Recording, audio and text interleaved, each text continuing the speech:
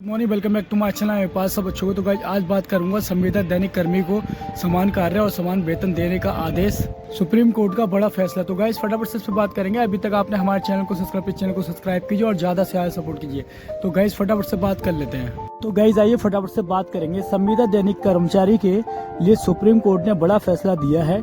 Supreme court द्वारा दिए गए फैसले में कहा गया है कि जब कोई भी दैनिक या संविदा कर्मचारी स्थायी कर्मचारी की तरह काम करता है तो समान कार्य समान वेतन का हकदार होता है। सुप्रीम कोर्ट द्वारा दिए गए इस फैसले के बाद रेगुलर कर्मियों की तरह सेवाएं देने वाले संविदा दैनिक भोगी कर्मचारियों के लिए काफी महत्वपूर्ण माना जा रहा है।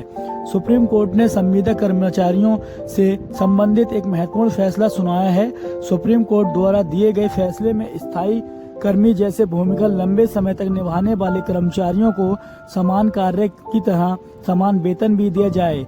सुप्रीम कोर्ट द्वारा दिए गए आदेश में कहा गया है कि नौकरशाही की सीमाओं के कारण श्रमिकों के बाद अधिकारों को कम नहीं किया जा सकता है। सुप्रीम कोर्ट के माननीय जस्टिस विक्रम नाथ और जस्टिस प्रसन्न वर्ले की पीठ ने गाजियाबाद नगर निगम की ओर से संविदा मालिक की सीमाएं समाप्त करने के आदेश को रद्द कर दिया है और रेगुलर कर्मचारियों की तरह ही सेवाएं देने वाले संविदा कर्मी को समान वेतन देने का आदेश जारी किया है।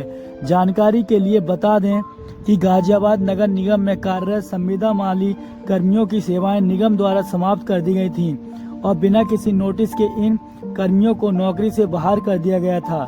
ये कर्मचारी काफी लंबे समय से बागवानी विभाग को अपनी सेवाएं दे रहे थे। सुप्रीम कोर्ट द्वारा आदेश में कहा गया है कि ये कर्मचारी नैतिक व कानूनी रूप से सालों से नगर पालिका की जरूरत को पूरा कर रहे हैं। उन्हें बेकार नहीं माना जा सकता है। कोर्ट ने उनकी नियुक्ति के 6 महीने के भीतर सेवाओं को नियमित करने का आदेश दे दिया है और नगर निगम को उन्हें 50% पिछला वेतन देने का आदेश भी जारी किया है।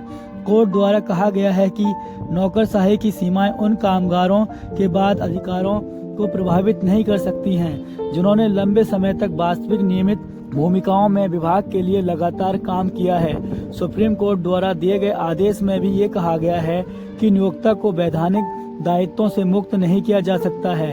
ये न्याय संगत अधिकारों को कभी भी इनकार नहीं जा सकता है।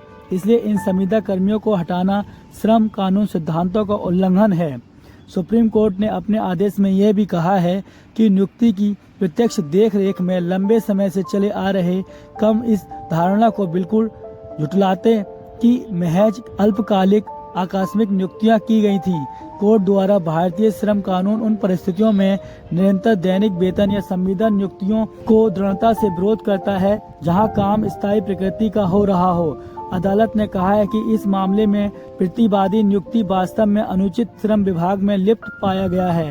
न्यायालय द्वारा दिए गए आदेश में यह भी कहा गया है कि अपील करता कामगारों को काम से हटाना सबसे बुनियादी श्रम कानूनों सिद्धांतों का उल्लंघन है।